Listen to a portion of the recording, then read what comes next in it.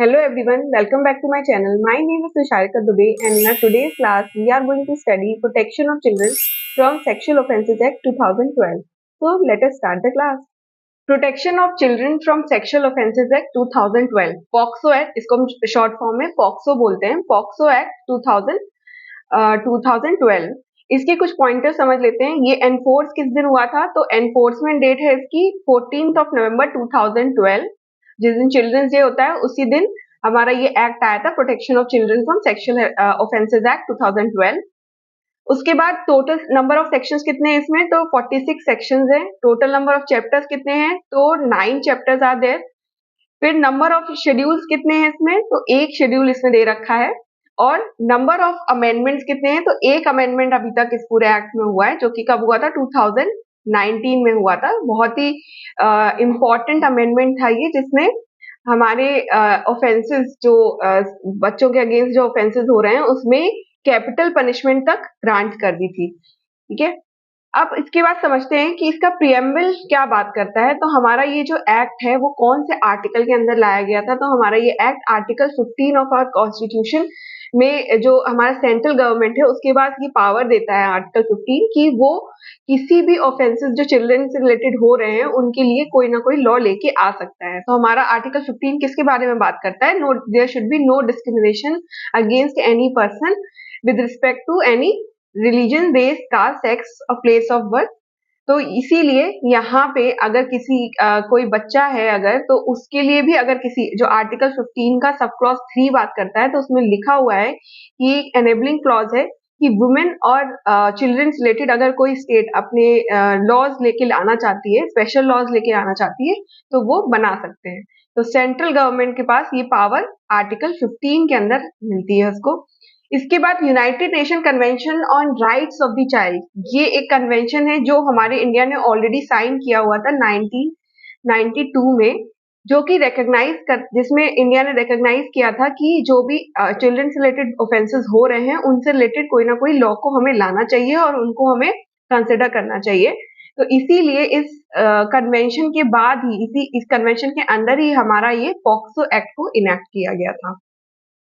अब POCSO act जब नहीं भी आया था, तो क्या हमारे एक भी लॉज जो इंडिया में है ऑलरेडी एग्जिस्टेंस में, क्या कोई भी लॉ ऐसा था जो चिल्ड्रन से रिलेटेड ऑफेंसेस को क्या बोलते हैं, रिकॉग्नाइज कर रहा था?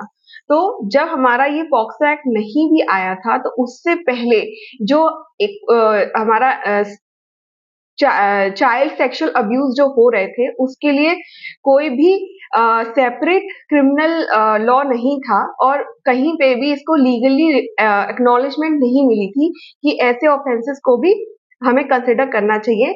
हालांकि आईपीसी में कुछ सेक्शंस प्रोविजंस थे जो कि इन ऑफेंसेस को गवर्न कर रहे थे, but there was no specific enactment और act related to child sexual abuse.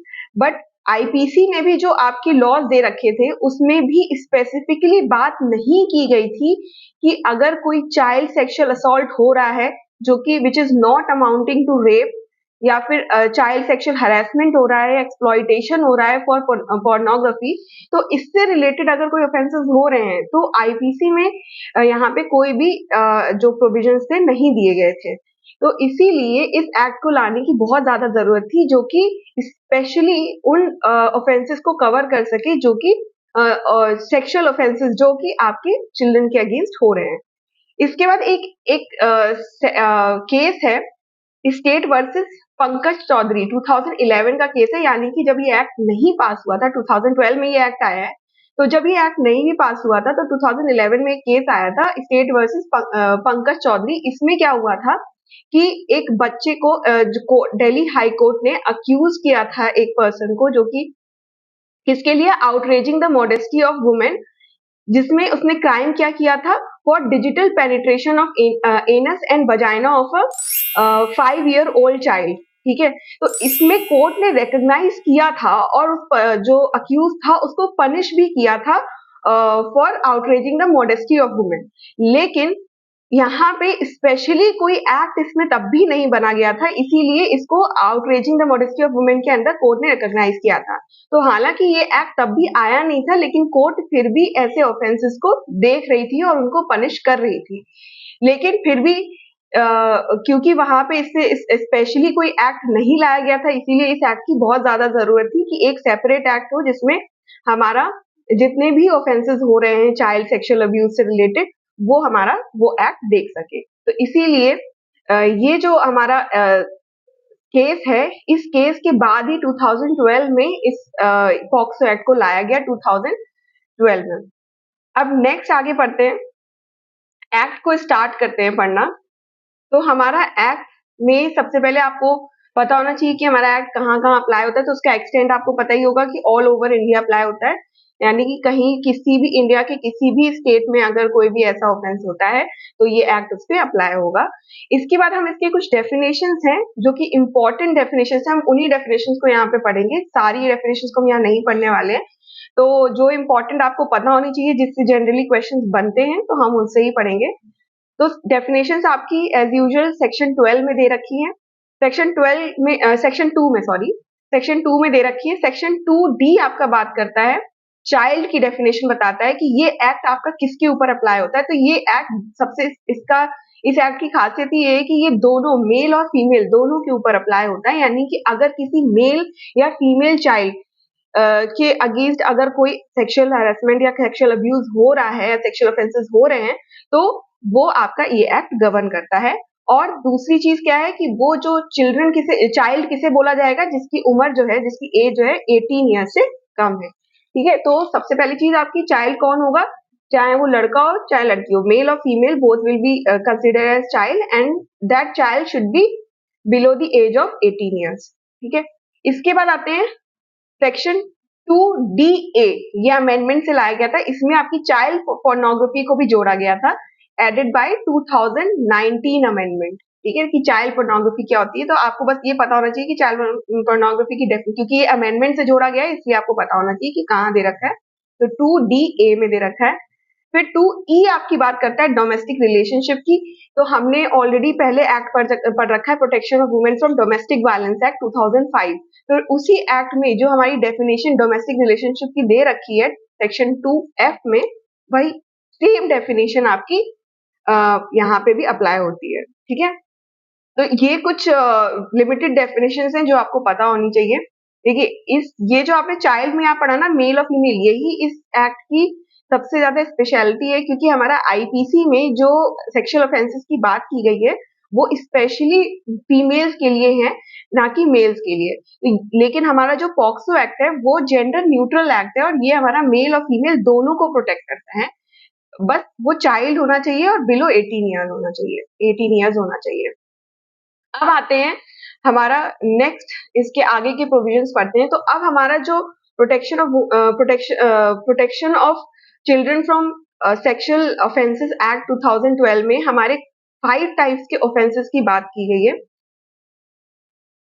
यहाँ पे आपको सारे वो 5 टाइप्स मिल जाएंगे, कौन कौन से ऑफेंसेस यहाँ पे बताए गए हैं। तो सबसे पहले आपका बताया गया है पेनिट्रेटिव सेक्सुअल असॉल्ट। जब भी हम आगे इसको पढ़ेंगे तो पता चलेगा कि ये होता क्या है, इसको हम डिटेल में पढ़ेंगे। इसको याद करने का इसीलिए मैंने आपको ये साथ में लिख के दे दिए, ताकि आपको ना बहुत आसानी से याद हो जाए कि कौन कौन से ऑफेंसेस हैं जो यहाँ पे देंगे, कि जनरली आपको ये सेक्शंस भी पूछे जाते हैं कि कौन से सेक्शन में कौन सा चीज दे रखी है और उनका पनिशमेंट कहाँ पे दे रखा है। तो इसीलिए आपको लाइन से आना चाहिए कि सेक्शन 3 से लेकर 12 तक आपकी बात करी है 5 ऑफेंसेस की, 5 types of offences are there, और कहाँ से लेकर कहाँ तक दे रखे हैं, सेक्शन 3 से 12 तक दे रखे हैं। सेक्शन 3 के बाद 4 में उसका पनिशमेंट है, फिर 5 है, 5 के बाद 6 में उसका पनिशमेंट है, ऐसे करके आपको याद हो जाएगा। तो सेक्शन 3 क्या बात करता है, पेनिट्रेटिव सेक्सुअल असॉल्ट के बारे में, फिर उसकी पनिशमेंट दे रखी है सेक्शन 4 में। फिर आता है अग्रेवेटेड पेनिट्रेटिव सेक्सुअल असॉल्ट, 5 में दे रखा है, इसकी पनिशमेंट 6 में दे रखी है। फिर आपका थर्ड टाइप है सेक्सुअल असॉल्ट के बारे में, जो कि आपका दिया हुआ है सेक्शन 7 में, और इसकी पनिशमेंट दे रखी है सेक्शन 8 में। फिर आता है एग्रीवेटेड सेक्सुअल असॉल्ट, सेक्शन 9 में दे रखा है, और इसके पनिशमेंट सेक्शन 10 में है। और फिफ्थ जो आपका ऑफेंस यहाँ पे बात की गई है वो है सेक्सुअल हैरेसमेंट की, जो कि आपका सेक्शन 11 में दे रखा है, सेक्शन 12 में उसकी पनिशमेंट है। तो सेक्शन 3 से लेकर सेक्शन 12 आपकी बात करता है ऑल 5 टाइप्स ऑफ ऑफेंसेस जो कि हमारे पॉक्सो में कवर किए गए हैं। तो अब इनको हम डिटेल में पढ़ लेते हैं कि ये ऑफेंसेस होते क्या हैं। तो सबसे पहले हमारा आता है पेनिट्रेटिव सेक्सुअल असॉल्ट, ठीक है। अब पेनिट्रेटिव सेक्सुअल असॉल्ट से यहाँ पे हमारा क्या मतलब है? सबसे पहले तो ये हमेशा मेल के अगेंस्ट होता है, क्योंकि ऑब्वियसली ये कोई मेल ही कर सकता है, तो इसीलिए जो अक्यूज यहाँ पे जनरली होता है वो कौन होता है? मेल होता है। तो ये आपका मेल के अगेंस्ट होगा, और यहाँ पे चाइल्ड का कंसेंट डज नॉट मैटर, क्योंकि चाइल्ड 18 ईयर से नीचे का है, और अगर 18 ईयर से नीचे का कोई चाइल्ड कोई भी कंसेंट दे भी रहा है किसी चीज के लिए, तो वो कंसेंट हमारा नहीं माना जाता है, ठीक है। अब पेनिट्रेटिव सेक्सुअल असॉल्ट का मतलब क्या है कि जो भी यहाँ पे आपके 4 टाइप्स के दे रखे हैं, penetrate penis or make the child to do so, insert any object or any part of body, or manipulate any part of body of child to cause penetration, and fourth one is applies mouth or make the child to do so to any extent to vagina, mouth, urethra, anus and penis। तो ये आपका आपका बात definition दे रखी है हमारे penetrative sexual assault में। बहुत ही ब्रॉड डेफिनेशन है जिसमें हर तरीके के ऑफेंस को कवर किया गया है, यानी कि ना कि सिर्फ पेनिट्रेटिव एक्चुअल पेनिट्रेशन को कवर किया है, बल्कि इसमें आपका डिजिटल पेनिट्रेशन को भी कवर किया गया है।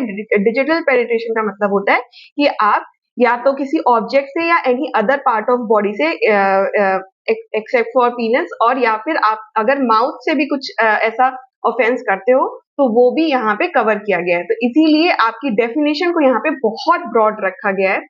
तो ये आपका बात करता है पेनिट्रेटिव सेक्सुअल असॉल्ट सेक्शन 3 बात करता है, और इसकी पनिशमेंट क्या दे रखी है कि अगर कोई पर्सन किसी बच्चे के साथ, चाहे वो मेल हो चाहे वो फीमेल हो, किसी बच्चे के साथ ऐसा करता है, तो उसको ईदर डिस्क्रिप्शन यानी रिग्रेस या सिंपल इम्प्रिजनमेंट, कोई भी हो सकता है, उसको कितने 10 साल से लेकर लाइफ इम्प्रिजनमेंट तक सजा मिल सकती है। 10 यानी not below than 10 years, and from 10 years to life imprisonment plus fine. Fine extra होगा। फाइन में आपका क्या कवर हो जाता है? वो सारी चीजें कवर हो जाती है जो उसकी ट्रीटमेंट के लिए भी जरूरी है। तो उस फाइन में जब आप कोर्ट इसको फाइन लगाएगा तो उसमें वो ट्रीटमेंट की कॉस्ट भी इंक्लूड करेगा। तो 10 साल से लेकर लाइफ इम्प्रिजनमेंट तक की सजा मिल सकती है। और if a child is below 16 years, यानी 18 साल से नीचे है, तो 10 साल से लाइफ इम्प्रिजनमेंट तो मिल ही सकती है। लेकिन अगर वही बच्चा 16 साल से छोटा है, 16 साल से नीचे का है, तो उसकी पनिशमेंट जो होगी वो 10 साल नहीं बल्कि 20 साल हो जाती है, यानी 20 years से लेकर लाइफ इम्प्रिजनमेंट तक होती है प्लस फाइन। और वहां पे जो लाइफ इम्प्रिजनमेंट उसे दिया जा सकता है वो उसका रिमाइंडर ऑफ नेचुरल लाइफ है, क्योंकि जनरली क्या होता है कि लाइफ इम्प्रिजनमेंट आपका कम्यूट हो जाता है किसमें? 14 years में। लेकिन अगर किसी बच्चा जो 16 साल से नीचे का है उसके साथ अगर कोई ऐसा ऑफेंस हो रहा है, तो उस केस में जो भी अक्यूज होगा उसको 20 साल से लेकर लाइफ इम्प्रिजनमेंट तक की सजा मिलेगी। और अगर इनकेस उसको लाइफ इम्प्रिजनमेंट मिलता है तो वो उसकी नेचुरल लाइफ तक के लिए होता है। और यहाँ पे जैसा मैंने आपको बताया कि fine includes all the expenses for the treatment, तो जो भी ट्रीटमेंट में खर्चा आएगा वो भी फाइन में इंक्लूड होता है। अब नेक्स्ट आपकी इसी की जो डेफिनेशन दे रखी है सेक्शन 5 में दे रखी है, जो कि बात करता है अग्रेवेटेड पेनिट्रेटिव सेक्सुअल असॉल्ट। तो पेनिट्रेटिव सेक्सुअल असॉल्ट आपको मैंने ऊपर बताया कि होता क्या है, लेकिन वही सेम ऑफेंस अग्रेवेटेड कब हो जाता है? जब वही ऑफेंस कोई या तो पुलिस ऑफिसर कर रहा है, कहाँ पे? पुलिस स्टेशन में कर रहा है, प्रीमाइसेस में कर रहा है, या एनी अदर स्टेशन हाउस में कर रहा है, during the course of his duty कर रहा है। तो अगर, क्योंकि आप एक पुलिस ऑफिसर से आप ऐसी चीजें एक्सपेक्ट नहीं कर सकते, और उसकी तो ड्यूटी बनती है आपको प्रोटेक्ट करने की। लेकिन अगर वो ही ऐसा ऑफेंस कर रहा है तो वो आपका क्या हो जाता है? अग्रेवेटेड पेनिट्रेटिव सेक्सुअल असॉल्ट हो जाएगा, क्योंकि उसके लिए ज्यादा भी सजा यहाँ पे प्रोवाइड की गई है। इसके अलावा कौन करता है? पब्लिक ऑफिसर करता है, या फिर management staff of jail, remand home या कस्टडी होम। मान लीजिए कि कोई बच्चा है जो कि जेल में है या फिर रिमांड होम में है, तो वहीं पे किसी ऑफिसर जो मैनेजमेंट का पर्सन है, वही अगर उसके साथ ऐसा ऑफेंस कर देता है तो भी वो इसके सेक्शन 5 के अंडर आएगा आपका। फिर रिलीजियस इंस्टीट्यूशन में अगर कोई ऐसा करता है, या फिर कोई गैंग रेप करता है, यानी गैंग पेनिट्रेटिव सेक्सुअल असॉल्ट करता है, तो जितने भी लोग उसमें इंक्लूडेड होंगे, भले ही वो कर रहे हो चाहे ना कर रहे हो, अगर वो उसके पार्ट हैं, तो वो सारे ही सेम ऑफेंस के लिए लायबल होंगे। इसके बाद अगर कोई डेडली वेपन को यूज करके या फिर फायर को यूज करके या फिर हीटेड सब्सटेंस को यूज करके अगर ऐसा ऑफेंस करता है तो भी वो एग्रीवेटेड में आ जाता है। इसके अलावा अगर कोई पेनिट्रेटिव सेक्सुअल असॉल्ट करता है प्लस उस असॉल्ट के चक्कर में उस बच्चे को ग्रीवियस हर्ट हो जाता है और या फिर उसकी बॉडीली हार्म होती है या फिर इंजर सेक्सुअल ऑर्गन, अगर उसका सेक्सुअल ऑर्गन इंजर हो जाता है तो भी वो आपका इस डेफिनेशन के अंडर आ जाता है। इसके बाद इन्फेक्ट चाइल्ड विथ वायरस, यानी कि कोई वायरस आपके इस असॉल्ट करने के चक्कर में अगर उस चाइल्ड को कोई वायरल डिजीज हो जाती है तो भी आपका यहाँ पे अग्रेवेटेड पेनिट्रेटिव सेक्सुअल असॉल्ट में वो कवर होगा। या फिर आपने ये असॉल्ट करते टाइम बच्चे की डेथ हो जाती है, डेथ कॉज कर देते हो आप, तो भी यहाँ पे आएगा। फिर टेकिंग एडवांटेज ऑफ फिजिकल और मेंटल डिसेबिलिटी, अगर कोई बच्चा या तो फिजिकली डिसेबल है या फिर मेंटली डिसेबल है और उस केस में अगर आप उसके साथ ऐसा कोई असॉल्ट करते हो तो भी वो अग्रेवेटेड में ही आता है। इसके बाद रिपीटेडली अगर आप करते हो, एक बार किया, दो बार किया, तो भी आएगा। और ये आपका बहुत इंपॉर्टेंट पॉइंट है, with child below 12 years of age. तो अगर कोई नॉर्मल बंदा है और किसी ने कुछ और नहीं किया लेकिन बस उसने जिस चाइल्ड के साथ किया पेनिट्रेटिव सेक्सुअल असॉल्ट वो 12 साल से नीचे का बच्चा था, तो वो भी आपका अग्रेवेटेड में ही आ जाता है और उसके लिए भी एनहेंस पनिशमेंट यहाँ पे प्रोवाइड की गई है। और मेक्स चाइल्ड प्रेग्नेंट, अगर वो इस असॉल्ट के चक्कर में उस चाइल्ड को प्रेग्नेंट कर देता है तो भी वो यहीं पे इस ऑफेंस के अंडर कवर होगा। या फिर कोई पेनिट्रेटिव सेक्सुअल असॉल्ट करता है plus makes the child to strip और परेड नेकेड इन पब्लिक, तो अगर किसी बच्चे को वो पब्लिक में नेकेड परेड करने के लिए बोलता है या स्ट्रिप करने के लिए बोलता है इस ऑफेंस को करने के साथ साथ, या फिर harming blood having blood relation और रिलेटिव, अगर कोई ब्लड रिलेशनशिप का बंदा या फिर कोई भी रिलेटिव अगर कोई ऐसा ऑफेंस करता है तो भी आपका अग्रेवेटेड पेनिट्रेटिव सेक्सुअल असॉल्ट में आता है, जो कि हमारा सेक्शन 5 में दे रखा है। तो ये डेफिनेशन आपको पता होनी चाहिए, इसमें बहुत सारी चीजें करो, स्पेशली जो आपको पॉइंट यहाँ पे पता होना चाहिए वो ये कि अगर 12 साल से भी नीचे के अगर किसी बच्चे के साथ ऐसा असॉल्ट हो रहा है तो भी वो अग्रेवेटेड में ही माना जाता है। इसके बाद इसकी पनिशमेंट क्या है, तो सेक्शन 6 इसकी पनिशमेंट की बात करता है और यहाँ पे बहुत ही स्ट्रिक्ट पनिशमेंट आपकी दे रखी है, जो कि है rigorous imprisonment of 20 years to life imprisonment plus death और प्लस फाइन, यानी आपको यहाँ पे कैपिटल पनिशमेंट तक प्रोवाइड की गई है। तो अगर कोई पर्सन अग्रेवेटेड सेक्सुअल पेनिट्रेटिव असॉल्ट करता है, पेनिट्रेटिव सेक्सुअल असॉल्ट करता है, तो उस केस में उसको 20 साल से लेकर लाइफ इम्प्रिजनमेंट तक तो मिल ही सकता है और साथ साथ हो सकता है उसको डेथ पनिशमेंट भी ग्रांट की जा सकती है। इट डिपेंड्स कि क्या सर्कमस्टेंसेस में ऐसा ऑफेंस हुआ है। तो ये एक बहुत बड़ा चेंज था जो कि हमारे एक्ट में लाया गया था कि इसमें हमारा कैपिटल हाईएस्ट पनिशमेंट तक दे रखी है, जो कि कैपिटल पनिशमेंट है, दैट इज डेथ। तो ये हमारा कब से आया था, 2019 में ये अमेंडमेंट हुआ था, उससे ये जोड़ा गया था। इससे पहले death was not the punishment included in section 6। ठीक है, इसके बाद आते हैं नेक्स्ट ऑफेंस में, हमारा वो बात करता है सेक्सुअल असॉल्ट की। सेक्सुअल असॉल्ट क्या होता है, तो देखिए वहां पेनिट्रेटिव सेक्सुअल असॉल्ट था, तो वहां पे क्या होता है, पेनिट्रेशन इंक्लूड हो रहा है, मतलब पेनिट्रेशन कैसे भी हो सकता है, चाहे वो ऑब्जेक्ट से हो रहा हो या एनी पार्ट ऑफ बॉडी से हो रहा है या माउथ से हो रहा है या किसी चीज से हो रहा हो, लेकिन पेनिट्रेशन वहां पे जरूरी है। लेकिन यहाँ पे क्या हो रहा है, ये सिर्फ सेक्सुअल असॉल्ट की बात कर रहा है और सेक्शन 7 आपकी बात करता है सेक्सुअल असॉल्ट का क्या मतलब होता है, touching private part with sexual intention या फिर फिजिकल कांटेक्ट विदाउट पेनिट्रेशन। तो अगर किसी की प्राइवेट पार्ट को आप टच भी कर रहे हो या फिर फिजिकल कांटेक्ट करने की कोशिश कर रहे हो विदाउट पेनिट्रेशन, तो वो हमारा किस में आता है, सेक्सुअल असॉल्ट में आता है। इसकी पनिशमेंट कितनी दे रखी है, imprisonment of 3 years to 5 years plus fine. तो 3 साल से लेकर 5 साल तक की सजा, 3 साल से नीचे की नहीं दी जाएगी, 3 साल से लेकर 5 साल तक की सजा जो है सेक्सुअल असॉल्ट के लिए मिलेगी प्लस फाइन।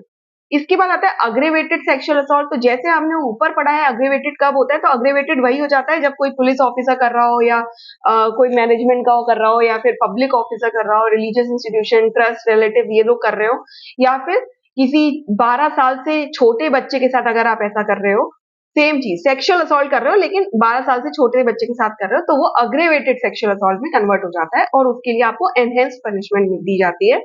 और या फिर कोई ड्रग्स एडमिनिस्टर कर रहा है या फिर हार्मोन्स एडमिनिस्टर कर रहा है या फिर केमिकल सब्सटेंस एडमिनिस्टर कर रहा है। हार्मोन्स और केमिकल सब्सटेंस का क्या मतलब है, जैसे किसी बच्चे को जानबूझ के ताकि वो जल्दी डेवलप हो जाए, जल्दी एडल्ट उसमें जो उसकी चीजें हैं वो जल्दी डेवलप हो जाए, उसकी बॉडीली डेवलप हो जाए, तो इसीलिए उसमें हार्मोन्स इंसर्ट कर देते हैं, एडमिनिस्टर कर देते हैं। तो उस चीज को भी अगर कोई बच्चे के साथ कर रहा है तो वो भी यहाँ पे इंक्लूड किया गया है। तो ये भी आपका किस में आ जाएगा, अग्रेवेटेड सेक्सुअल असॉल्ट में आ जाएगा। इसकी पनिशमेंट क्या दे रखी है, पनिशमेंट आपकी सेक्शन 10 में दे रखी है, imprisonment for 5 years to 7 years plus fine. याद रखिएगा, जो सिंपल सेक्सुअल असॉल्ट है वो आपका 3 साल से लेकर 5 साल तक की सजा, और अग्रेवेटेड सेक्सुअल असॉल्ट के लिए 5 साल से लेकर 7 साल तक की सजा प्लस फाइन। इसके बाद आते हैं नेक्स्ट, जो हमारा फिफ्थ ऑफेंस है जो बात करा गया है यहाँ पे। तो फिफ्थ ऑफेंस हमारी बात करता है सेक्सुअल हैरेसमेंट की। सेक्सुअल हैरेसमेंट क्या होता है, देखिए असॉल्ट तो अलग चीज होगी जहां पे फिजिकल कांटेक्ट होना जरूरी है, पर सेक्सुअल हैरेसमेंट में आपका फिजिकल कांटेक्ट होना जरूरी नहीं है, टच करना जरूरी नहीं है, लेकिन अगर कोई वर्ड से, साउंड से या जेस्टर से चाइल्ड को अपना किसी बॉडी पार्ट को शो कर रहा है, एग्जिबिट कर रहा है, या फिर चाइल्ड को ऐसा करने के लिए बोल रहा है, तो वो आपका सेक्सुअल हैरेसमेंट में काउंट करता है, बिना टच किए पर आप चाइल्ड से करने के लिए बोल रहे हो या फिर आप चाइल्ड के सामने करके दिखा रहे हो। या फिर आप शोइंग चाइल्ड पोर्नोग्राफी, अगर आप चाइल्ड को बच्चे को पोर्नोग्राफी दिखा रहे हो, कोई पॉर्न फिल्म है जो उसको आप दिखा रहे हो, तो उस केस में भी आपका वो सेक्सुअल हैरेसमेंट में आ जाता है। फिर blackmailing by using offensive video, तो अगर आप बच्चे को ब्लैकमेल कर रहे हो ऑफेंसिव वीडियो दिखा के उसका, या फिर इसको स्टॉक कर रहे हो, ऑनलाइन स्टॉकिंग कर रहे हो या किसी भी तरीके से स्टॉक कर रहे हो, तो वो भी आपका यहाँ पे इंक्लूडेड है। इसके बाद रिपीटेडली फॉलोज कॉन्टेक्ट और या फिर वॉचेस थ्रू इलेक्ट्रॉनिक, डिजिटल और या अदर मीन्स। तो अगर किसी बच्चे को आप कंटिन्यूसली रिपीटेडली फॉलो कर रहे हो, सड़क पे वो जा रहा है, आप उसके पीछे पीछे रोज चल रहे हो, या फिर उसके साथ कांटेक्ट बनाने की कोशिश कर रहे हो, या उसको देख रहे हो मतलब मान लीजिए कि आप बालकनी से खड़े होकर रोज बस उसको देखते हो, वहां से वो अगर निकल रहा है, और किसी भी मीन से, चाहे वो इलेक्ट्रॉनिक मीन से हो, डिजिटल मीन से हो या फिर अदर मीन से हो, तो कैसे भी अगर आप देख रहे हो तो वो यहाँ पे इंक्लूडेड हो जाता है। या फिर entice a child for pornographic purpose, तो अगर आप बच्चे को एंटाइज करते हो ताकि वो पोर्नोग्राफिक वीडियो बनाए, तो उसको भी हम कहाँ कवर करेंगे, सेक्सुअल हैरेसमेंट में ही आपका कवर किया जाएगा। इसकी पनिशमेंट आपकी कहाँ दे रखी है, सेक्शन 12 में दे रखी है, और वो कितनी है, imprisonment up to 3 years plus fine. तो 3 साल तक की सजा आपको दी जा सकती है और प्लस फाइन आपके ऊपर लगाया जाएगा। तो ये हमारे 5 टाइप के जो थे ऑफेंसेस हैं, जो कि बहुत इंपॉर्टेंट है, आपको पता होना चाहिए, हमारे किसमें, पॉक्सो में दिए गए हैं। इसके बाद आता है हमारा नेक्स्ट चैप्टर, हमारा बात करता है using child for pornographic purpose, और इसकी पनिशमेंट के बारे में बात करता है चैप्टर 3, जो कि हमारा सेक्शन 13 से लेकर सेक्शन 15 हमारी बात करता है। अब ये क्या बात कर रहे हैं कि अगर आप किसी बच्चे को पोर्नोग्राफिक वीडियो बनाने के लिए यूज करना चाहते हो, तो उस केस में क्या होगा।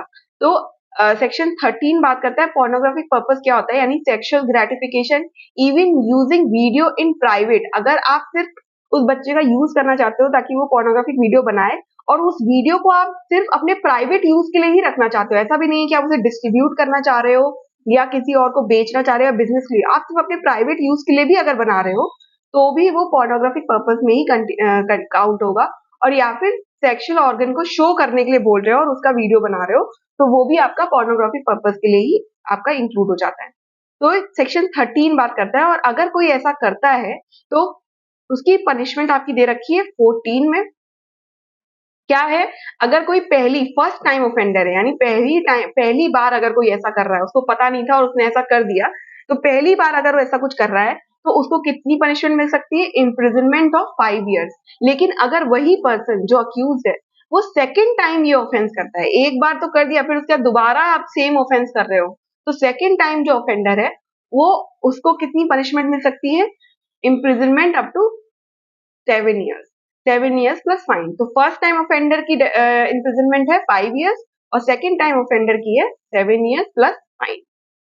इसमें एक्सप्लेनेशन आप इसको जरूर देखिएगा, इसमें एक्सप्लेनेशन में क्या दे रखा है कि ये जो पोर्नोग्राफिक पर्पस के लिए अगर किसी बच्चे का आप यूज कर रहे हो, तो अगर आप वीडियो बना रहे हो, लेकिन उस वीडियो को कब बना रहे हो, सपोज कोई सामने आपके ऑफेंस ऑलरेडी कमिट हो रहा है, जो कि सेक्शन 3, 5, 7 और 9 में दे रखा है, यानी कि penetrative sexual assault, अग्रेवेटेड penetrative sexual assault और अग्रेवेटेड सेक्सुअल असॉल्ट। ये जो चारों अगर क्राइम आपके सामने हो रहे हैं और उसका अगर आप वीडियो बना रहे हो, सामने होते हुए आप देख रहे हो और उसका आप अगर वीडियो बना रहे हो और वो वीडियो को आप अपने पर्सनल यूज के लिए चाहे रखना चाह रहे हो या फिर चाहे आप उसको डिस्ट्रीब्यूट करने के पर्पज से रख रहे हो, दोनों ही केस में आपकी जो पनिशमेंट है वो कितनी होगी।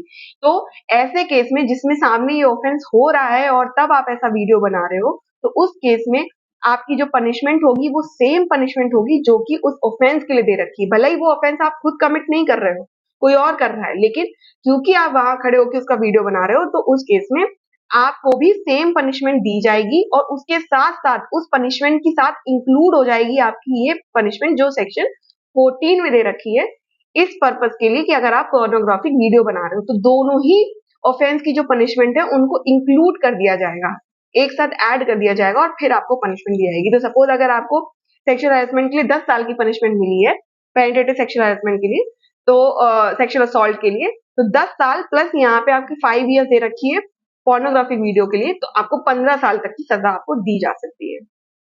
ये आपका एक्सप्लेनेशन यहाँ पे याद रखिएगा। फिर इसके बाद सेक्शन 15 आपकी बात करता है कि सपोज आपने वो वीडियो नहीं बनाया लेकिन आपने किसी पोर्नोग्राफिक मटेरियल को अपने पास स्टोर करके रखा हुआ है। आपने नहीं बनाया था भले ही, लेकिन आपने उसको अपने पास स्टोर करके रखा हुआ है, तो उस केस में भी स्टोरिंग और शोइंग टू अदर्स, आपके पास एक वीडियो है जो आप खुद के पास स्टोर किए हुए या फिर आप किसी और को दिखा रहे हो वो वीडियो, उस केस में भी आपको पनिश किया जा सकता है। और वो क्या होगा, अगर फर्स्ट टाइम ऑफेंडर हो तो 5,000 तक का फाइन आपके ऊपर लगाया जा सकता है, और अगर आप सेकेंड टाइम ऑफेंडर हो तो आपके ऊपर 10,000 तक का फाइन लगाया जा सकता है। तो किसके लिए होगा, या स्टोरिंग और शोइंग टू अदर्स, कोई वीडियो है जो पोर्नोग्राफिक वीडियो जो कि चाइल्ड पोर्नोग्राफी से रिलेटेड होना चाहिए। इसके बाद इफ डिस्प्लेसिंग और डिस्ट्रीब्यूटिंग, अब सपोज आपके पास एक वीडियो थी जो कि गलती से डिस्प्लेस हो गया, आपका मोबाइल में वो वीडियो थी और वो मोबाइल कहीं पे आपका खो गया और उस मोबाइल से वो वीडियो निकाल के किसी ने पोस्ट कर दी, तो उस केस में आप लायबल होगे। या फिर आपने वो वीडियो किसी को डिस्ट्रीब्यूट कर दी, तो उस केस में भी आपकी जो पनिशमेंट होगी वो कितनी होगी, imprisonment of 3 years plus fine. इसके बाद आते हैं तीसरा चीज यहाँ पे क्या दी रखी है, इफ अर्निंग और business by using these video, अगर आप इन वीडियोस को डिस्ट्रीब्यूट करके अर्न कर रहे हो या फिर इसको बिजनेस की तरह यूज कर रहे हो, तो उस केस में आपकी, अगर आप फर्स्ट टाइम ऑफेंडर हो तो आपकी जो सजा होगी वो 3 साल से लेकर 5 साल तक की सजा हो सकती है, और सेकेंड टाइम ऑफेंडर हो तो 5 साल से लेकर 7 साल तक की सजा आपको दी जा सकती है। तो ये पनिशमेंट जरूर याद रखिएगा। आपके पॉक्सो में जनरली पनिशमेंट पूछे जाते हैं कि कितने के लिए आपको कितनी पनिशमेंट आपको दी जा सकती है, तो सारे ऑफेंसेस जो टाइप्स ऊपर बताए गए थे उनकी भी पनिशमेंट याद रखिएगा, और जो ये पोर्नोग्राफिक पर्पस के लिए भी जो वीडियो यूज किया जा रहा है उसके लिए भी जो पनिशमेंट दे रखी है वो भी याद रखिएगा। तो ये याद हो गया सेक्शन, जो चैप्टर 3 हमारा पोर्नोग्राफिक पर्पस और उसकी पनिशमेंट बताता है, तो सेक्शन 13 बताता है कि क्या होता है, उसके बाद 14 पनिशमेंट की बात करता है और 15 जो है वो स्टोरेज ऑफ पोर्नोग्राफिक मटेरियल की बात करता है और उसकी कितनी पनिशमेंट होगी। इसके बाद आते हैं नेक्स्ट चैप्टर पे।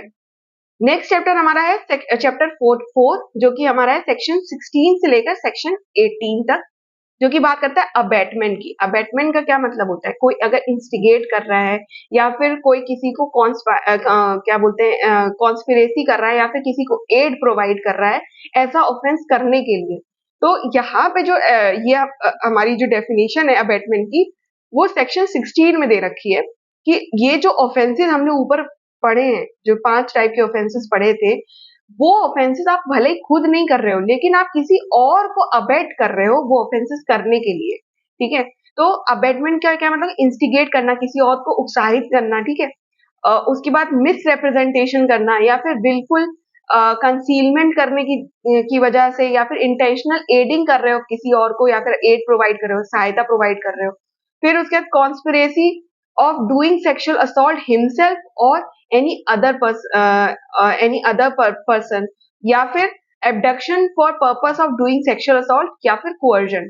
ये चारों 5-6 चीजें जो यहाँ पे दे रखी हैं उनको हम सबको अबेटमेंट में काउंट करते हैं, ठीक है। तो भले ही अभी आपने खुद वो ऑफेंस ना किया हो, पर ऐसा करने के लिए आप किसी और को अबेट कर रहे हो या फिर ऐसा करने के लिए आप किसी को एड कर रहे हो, कॉन्स्पिरेसी कर रहे हो या फिर बिल्कुल कंसीलमेंट के साथ अगर ऐसा कर रहे हो या किसी बच्चे को एबडक्शन कर रहे हो, उसको किडनैप कर ले रहे हो, इस पर्पस के लिए कि आगे जाके आप उसके साथ सेक्सुअल असॉल्ट करने वाले हो, तो वो भी आपका यहाँ पे कवर किया गया है अबेटमेंट में। और ऐसा कोई अगर करता है क्राइम, तो सेक्शन 17 में उसका पनिशमेंट दे रखा है, और अबेटर की पनिशमेंट सेम होती है जो कि एक्चुअली जो ऑफेंस कर रहा है उसके लिए होती है। तो वही सेम ऑफेंस यहाँ पे भी पनिशमेंट दी जाएगी। The abettor will get same punishment as provided for actually doing that offence, actually committing that offence. तो जो भी ऊपर आपकी पनिशमेंट है वो सेम पनिशमेंट यहाँ पे भी दी गई है। फिर सेक्शन 18 बात करता है अटेम्प्ट एंड पनिशमेंट की। तो ये अबेटमेंट तो अलग चीज होगी कि आप किसी और को करने के लिए बोल रहे हो, लेकिन अब अटेम्प्ट क्या है, यानी कि आप अगर किसी को अटेम्प्ट करते हो तो आपने ये ऑफेंस किया नहीं है, लेकिन आपने उसको करने का अटेम्प्ट किया है। अटेम्प्ट अगर आप करते हो और आप कर नहीं पाते हो, कमिट एक्चुअली नहीं कर पाते हो, तो उस केस में आपके पांचों टाइप के जो ऑफेंस दे रखे हैं उनका अगर आप अटेम्प्ट करते हो, तो उस केस में आपको कितनी पनिशमेंट मिलेगी, तो जो भी पनिशमेंट उनकी दे रखी है उसकी हाफ पनिशमेंट आपको दी जाएगी, इन केस अगर आपने सिर्फ और सिर्फ अटेम्प्ट किया है। तो पनिशमेंट कितनी होगी, half of the punishment as provided for actually committing that offence. तो ये याद रखिएगा कि कमिटिंग के लिए कितनी, अटेम्प्ट के लिए कितनी पनिशमेंट है, और अबेटमेंट के, तो अबेटमेंट के लिए सेम पनिशमेंट और अटेम्प्ट के लिए हाफ पनिशमेंट दी जाती है। इसके बाद आते हैं आपका नेक्स्ट चैप्टर आता है चैप्टर 5, सेक्शन 19 से लेकर 23 आपका बात करता है। ये है आपका चैप्टर, बताता है procedure to report about that offence, about the offence. तो अगर किसी बच्चे के साथ ऐसा ऑफेंस हो रहा है और आपकी नॉलेज में ऐसा ऑफेंस आपको पता चलता है कि किसी बच्चे के साथ हुआ है, तो उस केस में आप इसकी रिपोर्ट कैसे फाइल करोगे, ठीक है। तो इसकी रिपोर्ट जो है वो कैसे फाइल होती है, तो सेक्शन 19 इसकी बात करता है। सेक्शन 19 बात करता है कि सबसे पहले तो बताता है कि हु विल रिपोर्ट, तो कौन जो है इसकी रिपोर्ट फाइल कर सकता है। तो कोई भी person, any person can file a report.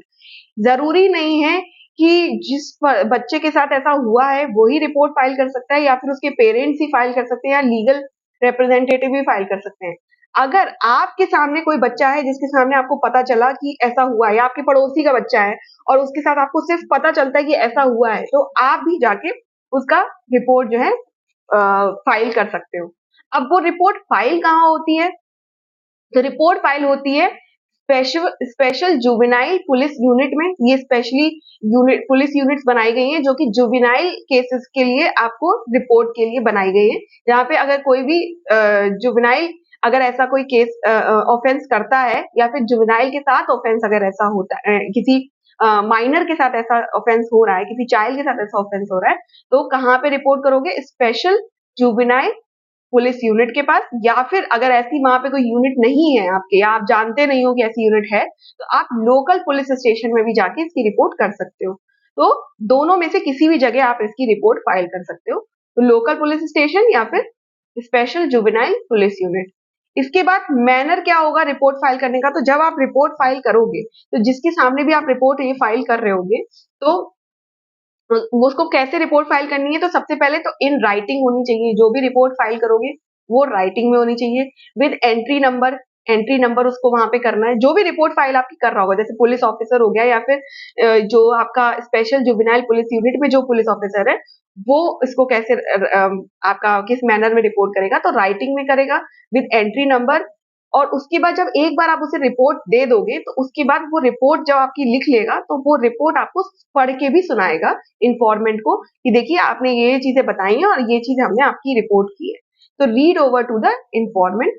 इसके बाद अगर मान लीजिए कि जो रिपोर्ट कराने वाला आया है वो खुद चाइल्ड है जिसके साथ ऐसा ऑफेंस हुआ है, यानी खुद विक्टिम है, तो अगर चाइल्ड ही खुद अपना रिपोर्ट अपनी जो उसके अगेंस्ट ऑफेंस हुआ है उसको रिपोर्ट कराने आए, तो उस केस में उसकी क्या ड्यूटी बनती है कि जो चाइल्ड है उसकी लैंग्वेज, अगर वो चाइल्ड बोलने की कोशिश कर रहा है आपके सामने और अगर उसकी लैंग्वेज आपको समझ में आ रही है, अंडरस्टैंडेबल है, तब तो कोई बात नहीं है, आप जिस लैंग्वेज में वो बता रहा है आप उसी लैंग्वेज में उसकी रिपोर्ट फाइल कर दोगे। लेकिन सपोज उस बच्चे की लैंग्वेज आपको समझ नहीं आ रही है, तो उस केस में आप क्या करोगे, ट्रांसलेटर को बुलाओगे और ट्रांसलेटर जो है वो आपको बताएगा कि वो क्या कहना चाह रहा है वो बच्चा, और उसके बाद आप उसकी रिपोर्ट को फाइल करोगे। इसके बाद duty of the police officer to whom the report was made. तो जो पुलिस ऑफिसर है उसकी ड्यूटी क्या होगी, तो उसकी ड्यूटी है कि 24 घंटे के अंदर विद इन 24 आवर्स आपको क्या करना है कि सपोज आपको ऐसे बच्चे के बारे में पता चलता है जिसके साथ ऐसा ऑफेंस हुआ है, उस केस में 24 घंटे के अंदर जैसे ही आपको पता लग रहा है, 24 घंटे के अंदर ही अंदर आपको उसको शेल्टर होम में ले जाना है, शेल्टर होम में भेज देना है, जहाँ पे उसकी देखभाल की जाएगी, या फिर उसको हॉस्पिटल में भेजना है अगर रिक्वायर्ड है। अगर सपोज उसको इंजरी कॉज हुई है या फिर वो इस कंडीशन में नहीं है, अभी उसकी तबीयत नहीं ठीक है, तो उस केस में आप उसको हॉस्पिटल में भेजोगे। या फिर इन्फॉर्म चाइल्ड वेलफेयर कमिटी और स्पेशल कोर्ट। तो जो भी चाइल्ड वेलफेयर कमिटी, जब आप जेजे एक्ट पढ़ोगे तो उसमें चाइल्ड वेलफेयर कमिटी बनाई जाती है, तो उसके पास भी आप भेज सकते हो, या फिर स्पेशल कोर्ट जो है उसके पास भी आप उसको प्रेजेंट कर सकते हो। जो स्पेशल कोर्ट होती है वो भी अभी इसमें आप पॉक्सो में ही आगे पढ़ोगे कि पॉक्सो के भी जो ऑफेंसेस हैं उनको अगर आप हैंडल करते हैं तो कौन सा कोर्ट उसके लिए बनाया जाता है, तो स्पेशल कोर्ट बनाई जाती है। तो सीधे आप स्पेशल कोर्ट के सामने भी उस बच्चे को ले जा सकते हो। और if there is no special court then inform the sessions court. अगर वहां आपके डिस्ट्रिक्ट में कोई स्पेशल कोर्ट नहीं बनाई गई है तो उस केस में आप कहाँ ले जाओगे, सेशन कोर्ट के पास ले जाते हो। ठीक है, तो ये आपका पूरा प्रोसीजर है जो कि सेक्शन 19 में दे रखा है कि एक रिपोर्ट को आप कैसे फाइल कर सकते हो। तो सबसे पहली चीज, कौन फाइल करेगा? कोई भी person, any person can file. Report किसको करनी है आपको? तो रिपोर्ट करोगे या तो आप स्पेशल जुवेनाइल पुलिस यूनिट को या फिर लोकल पुलिस स्टेशन में रिपोर्ट कर सकते हो। रिपोर्ट कैसे मैनर में की जाएगी? तो राइटिंग में होनी चाहिए, एंट्री नंबर उसका लिखा होना चाहिए, या फिर और जब एक बार रिपोर्ट हो जाए तो उसको इन्फॉर्मेंट को रीड करके आपको बताना है। और अगर चाइल्ड खुद से, जो विक्टिम है वो खुद से अगर आपको अपनी रिपोर्ट लिखाने आता है, तो अगर उसकी लैंग्वेज अंडरस्टैंडेबल है तो आप डायरेक्ट उसकी रिपोर्ट वैसे ही कर लोगे। अगर नहीं अंडरस्टैंडेबल है उसकी लैंग्वेज तो आप ट्रांसलेटर को अपॉइंट करोगे। और उसके बाद पुलिस ऑफिसर की ड्यूटी क्या है? तो पुलिस ऑफिसर की ड्यूटी है कि विद इन 24 आवर्स उस बच्चे को या तो आप शेल्टर होम में भेज दोगे, या फिर आप हॉस्पिटल में भेजोगे इफ रिक्वायर्ड, या फिर आप उसके inform the child welfare committee की ऐसा कोई बच्चा है जिसके साथ ऐसा ऑफेंस हुआ है, या फिर स्पेशल कोर्ट को इन्फॉर्म करोगे। और if there is no special court तो आप सेशन कोर्ट को इन्फॉर्म करोगे। तो ये पूरा प्रोसीजर आपको फॉलो करना है। इसके बाद आते हैं नेक्स्ट आपका जो सेक्शन है वो है सेक्शन 20। सेक्शन 20 बात करता है ऑब्लिगेशंस की। किनके ऊपर ऑब्लिगेशन लगाए गए? मीडिया, हॉस्पिटल, क्लब्स और होटल। इनके ऊपर एक ऑब्लिगेशन, इनके ऊपर एक ड्यूटी लगाई गई है इस एक्ट के अंदर कि अगर कोई मीडिया, किसी मीडिया में या फिर किसी हॉस्पिटल या क्लब या होटल, इनको अगर ऐसा कोई ऑफेंस होते हुए पता चलता है कि इनको पता चलता है कि किसी बच्चे के साथ कोई भी, जो पांचों ऑफेंस ऊपर दे रखे थे, ऐसा कोई ऑफेंस हो रहा है या फिर किसी के साथ हुआ है, तो ऐसे केस में उनकी ड्यूटी बनती है कि वो तुरंत ऐसे केस को रिपोर्ट करेंगे। और किसको रिपोर्ट करेंगे? जो हमारे ऊपर जैसे दे रखा है सेक्शन 19 में, या फिर तो स्पेशल जुवेनाइल पुलिस यूनिट को या फिर लोकल पुलिस यूनिट को। ये ड्यूटी है इनकी कि जैसे ही इनके नॉलेज में ऐसा कुछ आता है तो उनको ये इन्फॉर्म करना पड़ेगा। और अगर मान लीजिए ये जो मीडिया है या हॉस्पिटल्स हैं या क्लब्स हैं या होटल्स हैं, ये लोग फेल कर जाते हैं अपनी इस ड्यूटी को पूरा करने में, तो उस केस में इनको पनिश किया जा सकता है। और पनिशमेंट कहाँ दे रखी है इनकी? सेक्शन 21 में एंड सेक्शन 22 में। अब सेक्शन 21 क्या बात करता है कि सपोज अगर इन लोग की ड्यूटी बनती थी कि ये लोग या तो इसको तुरंत क्या करें, इन्फॉर्म करें, इसको तुरंत रिपोर्ट करें। और जिनको रिपोर्ट किया गया है, यानी कि किसको रिपोर्ट किया गया था? पुलिस ऑफिसर को रिपोर्ट, लोकल पुलिस स्टेशन पे रिपोर्ट किया गया था, या फिर स्पेशल जुवेनाइल पुलिस यूनिट को रिपोर्ट किया गया था। और सपोज अगर आप वहां पे रिपोर्ट करने जाते हो और ये लोग रिपोर्ट नहीं फाइल करते हैं, आपकी मना कर देते हैं रिपोर्ट फाइल करने से, तो आप इस केस में इनको कितनी पनिशमेंट मिल सकती है? दोनों ही केस में, जो रिपोर्ट फाइल कर रहा है या फिर जिसके पास रिपोर्ट लेके जा रहे हो और वो रिपोर्ट अगर नहीं फाइल करता है, तो उस केस में कितनी पनिशमेंट है? 6 मंथ्स तक की उनको पनिशमेंट दी जा सकती है प्लस फाइन। और अगर यही सेम ऑफेंस अगर कोई कंपनी या इंस्टीट्यूशन करता है, यानी कोई कंपनी है या इंस्टीट्यूशन है, वो अगर आपकी क्या होता है कि आपकी जो रिपोर्ट है उसको अगर आपको जाके फाइल कराना चाहिए था और उसकी नॉलेज में पता चलता है कि ऐसा कोई ऑफेंस हो रहा है, तो वो लोग अगर जाके ऐसी रिपोर्ट को फाइल नहीं करते हो तो उनकी पनिशमेंट कितनी है? Imprisonment of 1 year, up to 1 year. ठीक है, तो ये आपको याद रखना है, सेक्शन 21 में दे रखी है।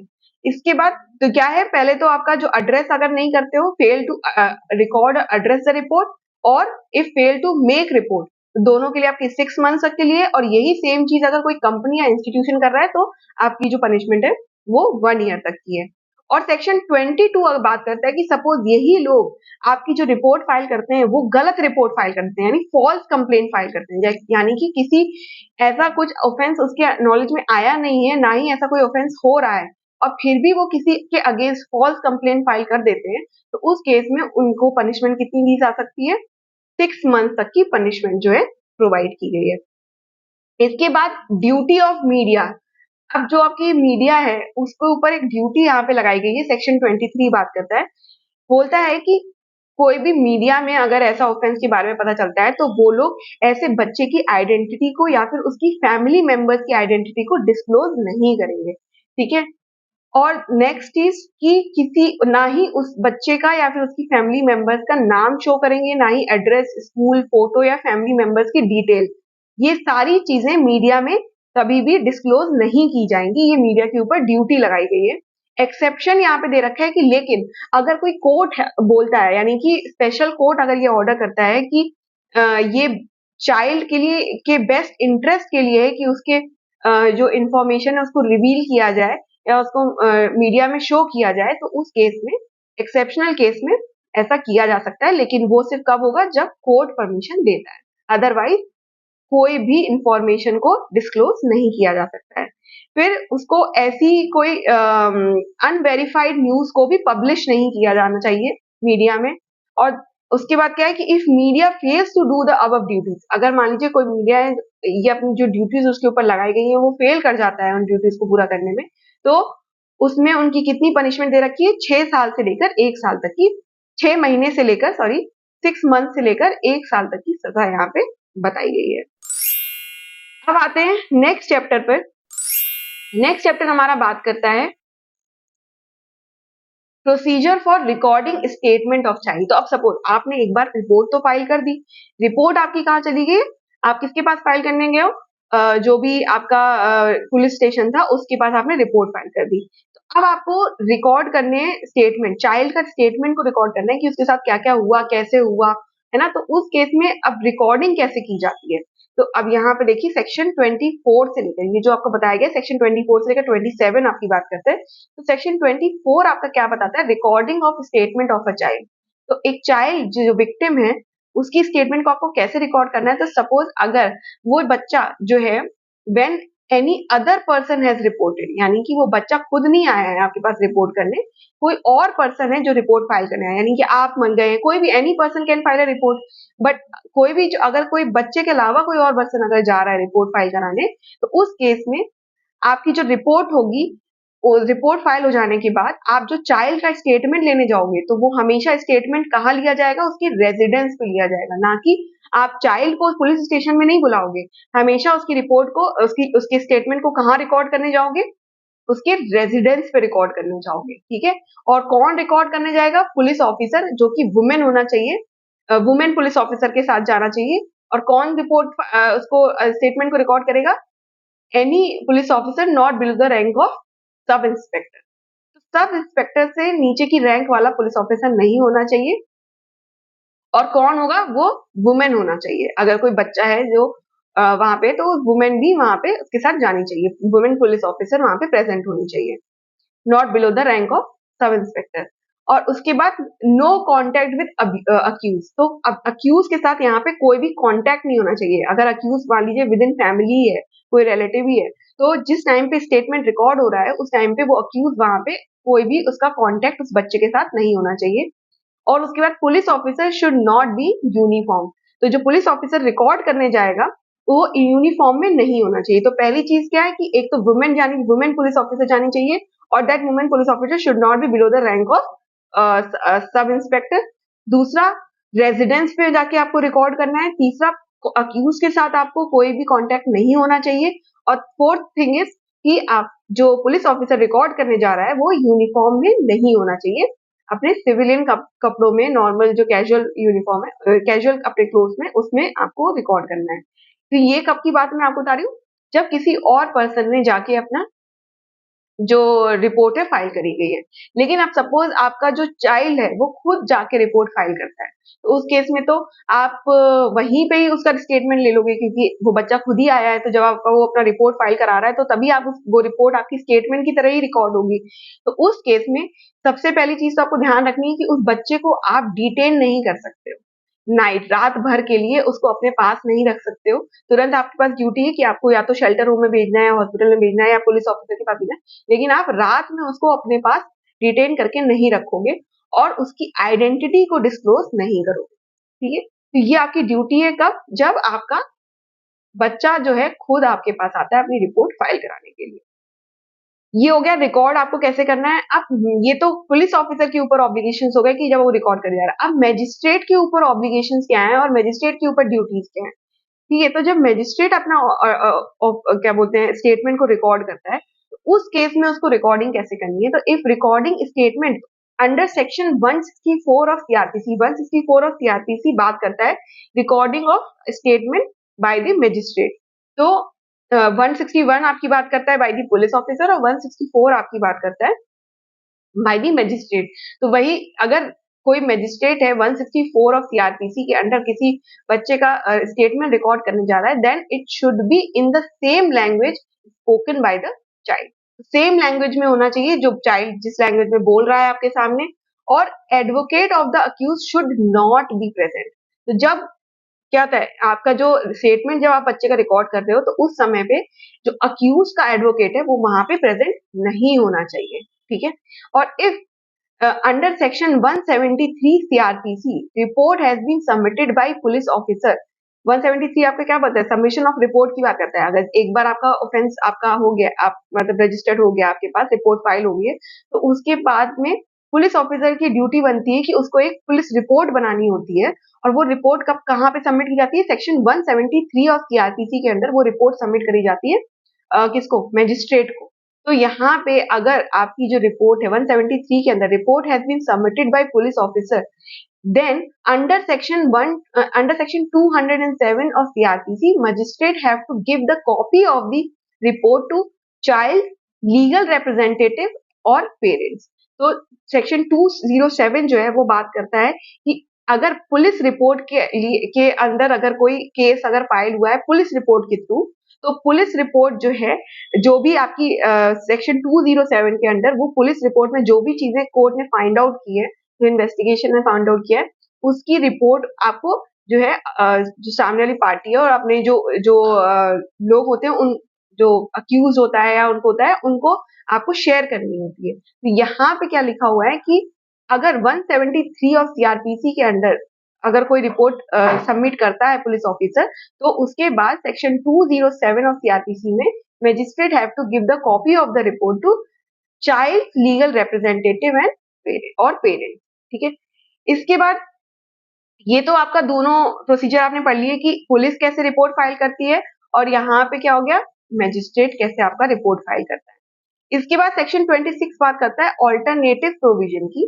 ऑल्टरनेटिव प्रोविजन क्या है, when child giving statement parent should be present. ठीक है, तो ये इसके अलावा के जो आपके in addition to these procedure जो यहाँ ऊपर दे रखा था, उसके अलावा जब चाइल्ड आपका स्टेटमेंट दे रहा होगा तो उसके पेरेंट्स जो है वहां पे प्रेजेंट होने चाहिए। लैंग्वेज अगर आप जिस लैंग्वेज में बच्चा आपको स्टेटमेंट दे रहा है तो वो अगर अंडरस्टैंडेबल है तो ठीक है, अगर नहीं अंडरस्टैंड इफ नॉट अंडरस्टैंडेबल उस केस में आपको ट्रांसलेटर को या फिर एक्सपर्ट को या इंटरप्रेटर को आपको अपॉइंट करना है ताकि वो आपको बता सके कि वो बच्चा कहना क्या चाहता है। और if the child is physically और मेंटली डिसेबल्ड तो court to appoint special educator. अगर मेंटली और फिजिकली डिसेबल्ड है तो कोर्ट को स्पेशल एजुकेटर को भी अपॉइंट करना होगा। इसके बाद आता है सेक्शन 27 हमारी बात करता है मेडिकल एग्जामिनेशन की। तो जैसे हमने बताया था ना कि आपका मेडिकल एग्जामिनेशन भी कराया जाता है उस बच्चे का, तो during medical examination under section 164A of CrPC, अगर 164A ऑफ सीआरपीसी के अंदर अगर किसी बच्चे का मेडिकल एग्जामिनेशन हो रहा है, then it doesn't matter whether the report of the offence is filed or not. ठीक है, तो रिपोर्ट अभी फाइल हुई है या नहीं फाइल हुई है, फिर भी आप उसका मेडिकल एग्जामिनेशन करा सकते हो। और if the child is female child, तो जब भी उस बच्चे का मेडिकल एग्जामिनेशन हो रहा है उस केस में वुमेन शुड बी प्रेजेंट और and parent should be present. तो वहां पे एक महिला प्रेजेंट होनी चाहिए, महिला पुलिस ऑफिसर या फिर जो भी आप जो क्या बोलते हैं डॉक्टर है, जो मेडिकल एग्जामिनर है, वो वहां पे वुमेन होना चाहिए और वो वहां पे प्रेजेंट होना चाहिए, या कोई भी और महिला जो है वो वहां पे प्रेजेंट होनी चाहिए, या फिर और उसके पेरेंट्स भी वहां पे प्रेजेंट होने चाहिए। और if parents are not present then head of the medical institution will appoint a women to be present at the time of medical examination, ठीक है। तो जो वुमेन वहां पे होगी, अगर मान लीजिए पेरेंट्स नहीं है, तो वहां पे जो मेडिकल इंस्टीट्यूशन है, वो head of the medical institution वहां पे एक वुमेन को अपॉइंट करेगा कि जो कि मेडिकल एग्जामिनेशन के दौरान वहां पे प्रेजेंट रहे। इसके बाद आते हैं नेक्स्ट, हमारा जो चैप्टर बात करता है वो बात करता है स्पेशल कोर्ट के बारे में। तो देखिए, हमारा जो ये केस है, पॉक्सो का जो केस, अगर कोई केस है जो पॉक्सो के अंदर रजिस्टर्ड हुआ है, उस केस में वो कौन सी कोर्ट है जो जिसके पास ज्यूरिसडिक्शन है ऐसे केसेस को देखने का, तो वो स्पेशल कोर्ट के पास है। तो ये स्पेशल कोर्ट्स क्या होती हैं, कौन स्टैब्लिश करता है, वो हम यहाँ पढ़ेंगे। तो सेक्शन 28 बात करता है एस्टेब्लिशमेंट ऑफ स्पेशल कोर्ट। कौन एस्टेब्लिश करता है, तो सबसे पहले state government with consultation with high court can establish a session court to special court of POCSO in any district. तो कोई भी state government in consultation with chief justice of any high court, जिस भी state में आप, जिस भी district में आप अपॉइंट कर रहे हो, तो उस स्टेट का जो हाई कोर्ट होगा, उसका जो चीफ जस्टिस होगा, उसके कंसल्टेशन के बाद जो स्टेट गवर्नमेंट है, वो वहां की सेशन कोर्ट को ही as a special court establish कर सकती है। तो जो आपकी स्पेशल कोर्ट होती है, वो एक तरीके से सेशंस कोर्ट ही होती है, बट उसको स्पेशल कोर्ट की तरह रिकॉग्नाइज किया जाता है। और if there is children's court in any district, then that court will also be considered as special court for POCSO। तो जब जुवेनाइल जस्टिस एक्ट आप पढ़ोगे, तो वहां पे चिल्ड्रंस कोर्ट भी बनाई जाती है।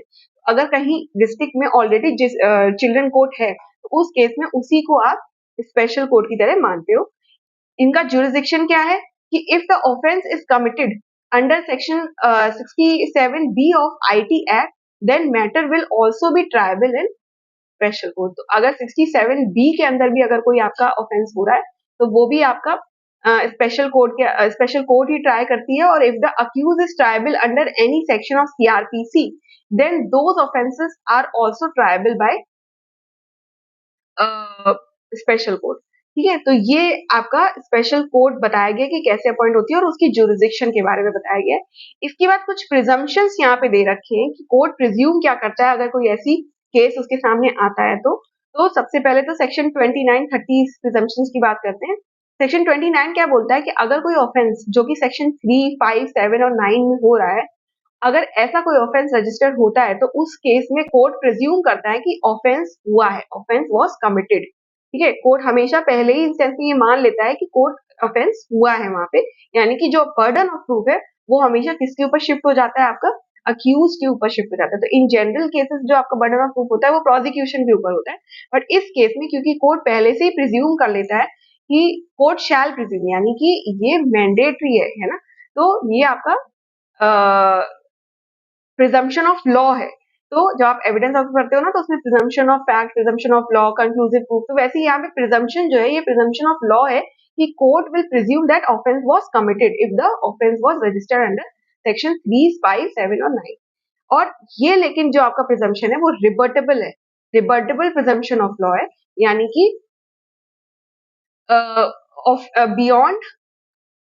Beyond reasonable doubt accused proves that he has not committed the offense।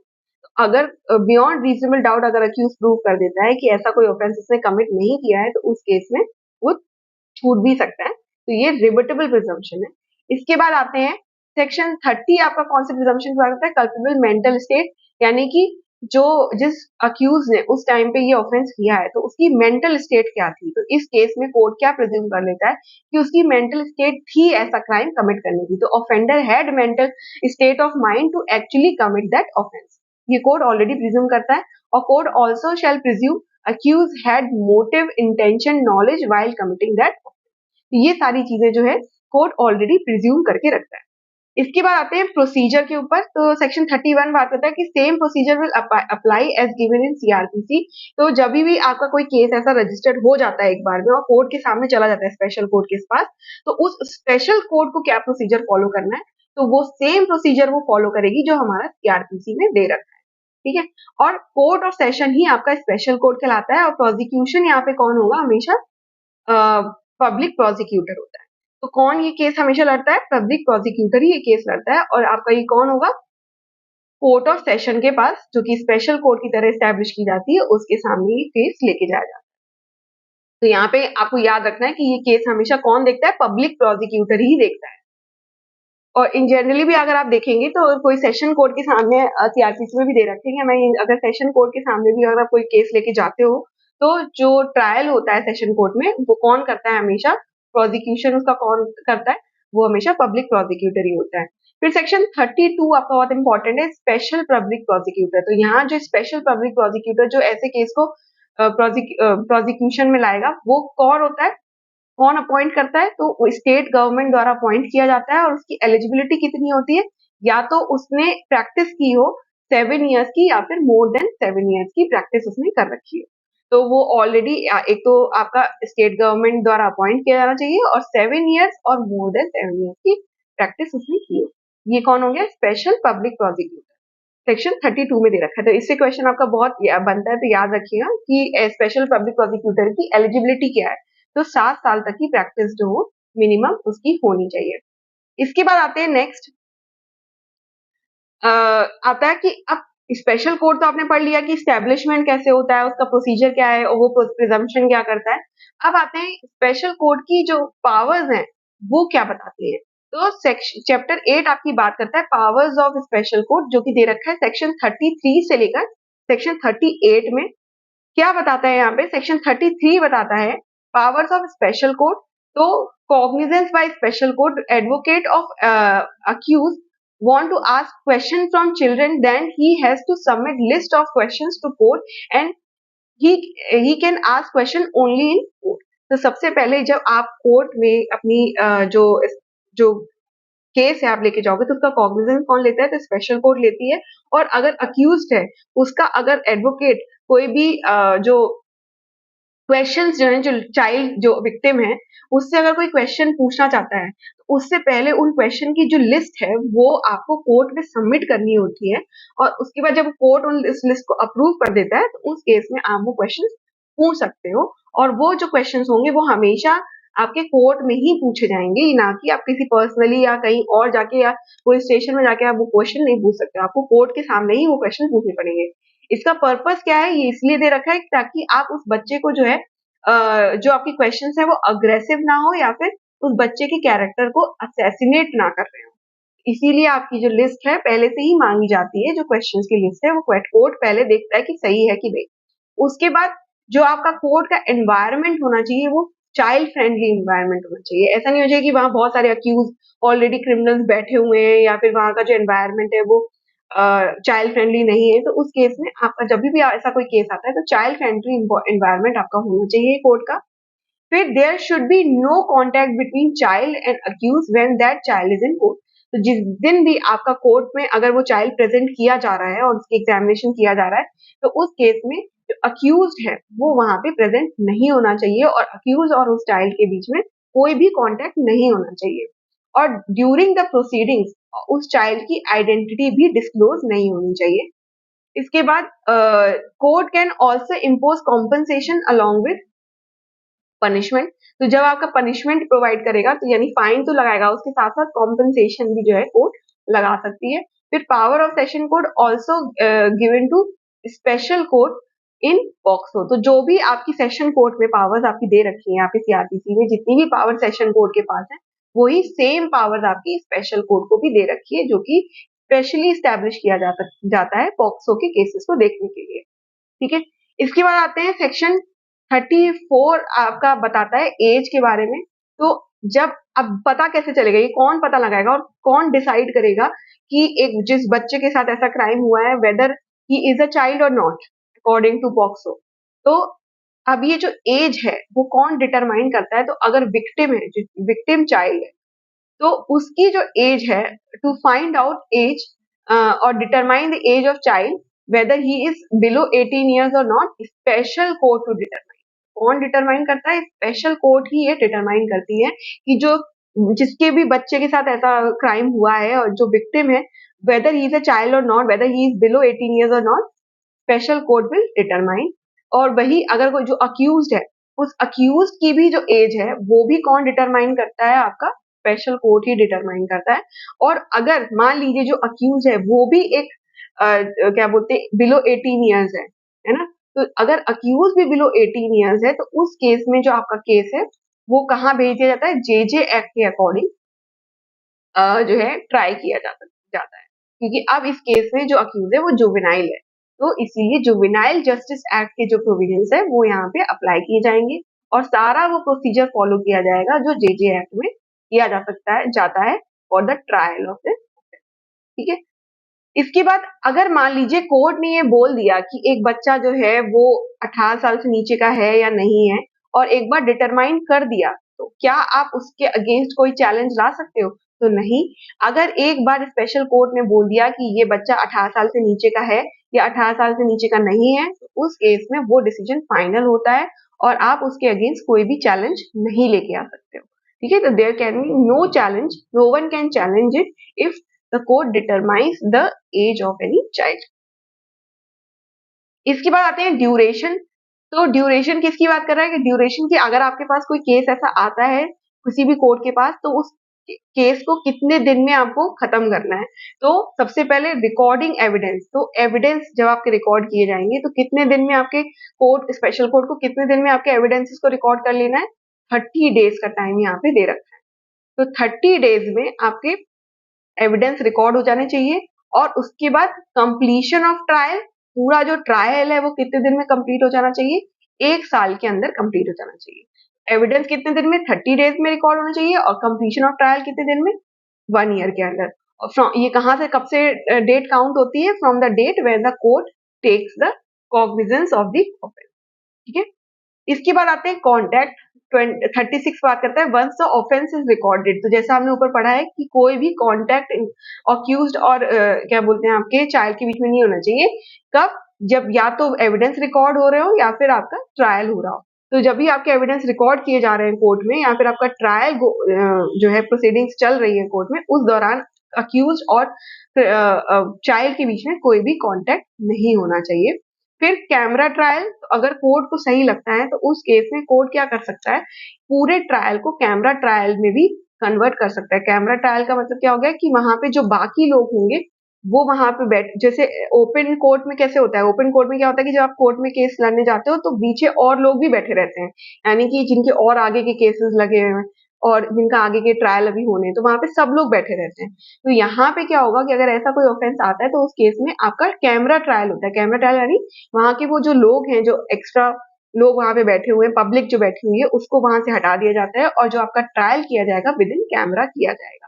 ये कौन सा प्रोसीजर, एज पर सेक्शन 237 और एंड सेक्शन 327 ऑफ सीआरपीसी जो प्रोसीजर है वो फॉलो किया जाता है यहाँ पे। इसके बाद में सेक्शन 38 असिस्टेंस की बात करता है। तो यहाँ पे if court thinks that they need assistance from an interpreter या फिर translator then they can appoint. तो अगर जहाँ पे लैंग्वेज समझने में कोर्ट को दिक्कत हो रही है बच्चे की या फिर कोई और इंटरप्रिटेशन की जरूरत है, तो उस केस में कोर्ट क्या कर सकता है, इन लोगों की असिस्टेंस मांग सकता है। नेक्स्ट इज, अब यहाँ पे क्या आता है, चैप्टर हमारा लास्ट चैप्टर है, चैप्टर 9, जो की बात करता है सेक्शन 39 से लेकर 46। ये आपका मिसलेनियस चैप्टर है, यहाँ पे कुछ और जो बची हुई चीजें वो यहाँ पे बताई गई है। तो सेक्शन 39 आपकी बात करता है गाइडलाइन फॉर असिस्टेंस।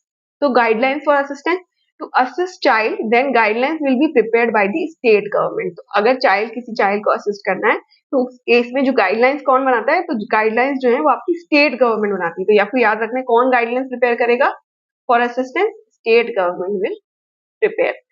फिर सेक्शन 40 बात करता है rights of child and his parents. तो जो भी विक्टिम है चाइल्ड का और उसके जो माँ बाप हैं, उनका राइट है कि वो अगर ऐसा कोई केस होता है तो उस केस में वो फ्री लीगल एड भी ले सकते हैं। तो उनके पास राइट है ये लीगल एड लेने का, they can apply for free legal aid. ठीक है, अगर उनके पास मीन्स नहीं है ऐसा कोई केस लड़ने का।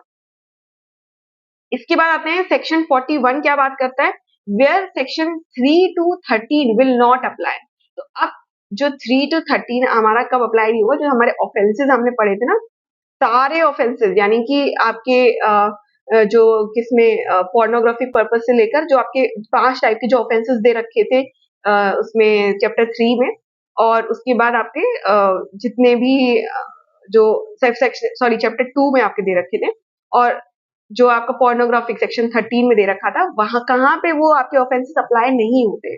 तो अगर सपोज कोई मेडिकल एग्जामिनेशन हो रहा है जो कि with the consent of child parents, अगर बच्चे जो विक्टिम है उस या जो कोई बच्चा है मान लीजिए जो 18 साल से नीचे का है, उसका आप डॉक्टर के पास लेके जाते हो, उसको मान लीजिए उसकी कोई तबीयत खराब हो जाती है या उसको इंजरी हो जाती है उसके प्राइवेट पार्ट्स में, तो उस केस में अगर आप किसी डॉक्टर के पास ले जा रहे हो और मेडिकल एग्जामिनेशन उसका करा रहे हो, तो उस केस में ऐसा नहीं माना जाएगा कि वहां पे कोई भी ऐसा ऑफेंस हुआ है जो कि आपका सेक्शन 3 से लेकर सेक्शन 13 में दे रखा है, क्योंकि वो एक मेडिकल एग्जामिनेशन है जो कि with the consent of parents आपका किया जा रहा है। इसीलिए अगर पेरेंट्स के कंसेंट से कोई मेडिकल एग्जामिनेशन हो रहा है तो आपका ये ऑफेंस में काउंट नहीं होता। फिर सेक्शन 42 क्या बोलता है, ऑल्टरनेटिव पनिशमेंट। ऑल्टरनेट पनिशमेंट क्या बात कर रहा है कि जहां मान लीजिए आप, अब देखिए ये जो ऑफेंसेस रेप है, अब रेप तो आपका वैसे तो हमारे आईपीसी में भी दे रखा है और आपका यहाँ पॉक्सो भी एक तरीके से जो आपका पेनिट्रेटिव सेक्सुअल असॉल्ट है वो आपकी रेप की बात कर रहा है। तो अब यहाँ पे बस ये है कि यहाँ पे आपका मेल और फीमेल दोनों के ऊपर अप्लाई हो रहा है और आपका जो आईपीसी है वो सिर्फ और सिर्फ फीमेल के लिए आपका जो है प्रोविजन प्रोवाइड करता है। लेकिन सपोज यहाँ पे कोई ऐसा ऑफेंस हुआ है जहां पे आपके पॉक्सो के भी प्रोविजन अप्लाई हो रहे हैं और आईपीसी के भी प्रोविजन अप्लाई हो रहे हैं, है ना, उस केस में पनिशमेंट कौन सी दी जाएगी, कौन से एक्ट से आप पनिशमेंट दोगे, तो whichever punishment is higher either under POCSO or IPC, तो जहां पे भी पनिशमेंट ज्यादा दे रखी है वो पनिशमेंट आप कंसिडर करोगे। तो अगर पॉक्सो के अंडर ज्यादा दे रखी तो पॉक्सो अप्लाई हो जाएगा और अगर आपका आईपीसी में ज्यादा दे रखी तो आईपीसी अप्लाई हो जाएगा। इट डिपेंड्स कि कौन सा ऑफेंस वहां पे कमिट हुआ है। इसके बाद आते हैं सेक्शन 42A क्या बात करता है, डेरोगेशन की बात करता है। This act does not derogate any other act, तो ये जो और एक्ट आपने दे रखी है उसको डेरोगेट नहीं करता है कहीं किसी भी एंगल से। इसके बाद आते हैं सेक्शन 43। सेक्शन 43 आपको क्या बताता है, duty on central government. Central government की ड्यूटीज यहाँ पे क्या दे रखी है, तो public awareness about this act, उसको पब्लिक अवेयरनेस बढ़ानी है। Duty to train employees of central और state government to protect any offence under this act. ठीक है, ये किसकी ड्यूटी है, सेंट्रल गवर्नमेंट की ड्यूटी है कि वो अवेयरनेस बढ़ाए पब्लिक में और दूसरा अपने एम्प्लॉयज को सेंट्रल के या फिर स्टेट गवर्नमेंट के एम्प्लॉयज को ट्रेन करे ताकि वो ऐसे ऑफेंस को होने से रोक सके, यानी पुलिस ऑफिसर्स को ट्रेन करें वहां के या जो भी वहां पे जो भी आपके जो एम्प्लॉयज हैं। इसके बाद सेक्शन 44 बात करता है इम्प्लीमेंटेशन की। तो यहाँ पे इम्प्लीमेंटेशन क्या है, कैसे आप इम्प्लीमेंट कराओगे, तो कमीशन आपकी बनाई जाती हैं। तो national commission for protection of child right एक होती है, ये नेशनल कमीशन बनाई जाती है, या फिर स्टेट कमीशन भी है for protection of child rights. ठीक है, तो सेम आपकी दो कमीशन के बारे में यहाँ बात करी गई है, तो नेशनल कमीशन और state commission for protection of child right. Both commission are establish under protection of children's act 2005। तो to protection of children's child right act 2005 के अंदर इन दोनों कमीशन को स्टैब्लिश किया जाता है and their duty is to implement the provisions of POCSO and look after it. तो किनकी ड्यूटी बनती है, तो ये कमीशन जो है इम्प्लीमेंट, जो आपका ये पॉक्सो के प्रोविजंस को इम्प्लीमेंट कौन कौन कराएगा, तो नेशनल कमीशन और state commission for protection of child right, और ये किसके अंडर एस्टैब्लिश किया जाता है, तो protection of child right act 2005। इसके बाद आते हैं सेक्शन 45 क्या बात करता है, तो powers to make rules and regulation related to POCSO act. तो किसके पास पावर है इन रूल्स और रेगुलेशन को बनाने की पॉक्सो एक्ट में, तो सेंट्रल गवर्नमेंट के पास पावर है। इसके बाद आपका सेक्शन 46 क्या बात करता है, तो सेक्शन 46 बात करता है डिफिकल्टीज रिलेटेड टू पॉक्सो। तो अगर पॉक्सो में मान लीजिए किसी सेक्शन में डिफिकल्टी आ रही है या कोई चेंज लेके आना है या कोई अमेंडमेंट करनी है, तो उसको कैसे रिमूव करेगा या फिर उसको कैसे अमेंड किया जाएगा, तो वो अमेंड कौन कराता है, आपका सेंट्रल गवर्नमेंट के पास ये ड्यूटी है कि वो कोई भी डिफिकल्टी अगर पॉक्सो से रिलेटेड आ रही है तो उसको वो रिमूव करेगा।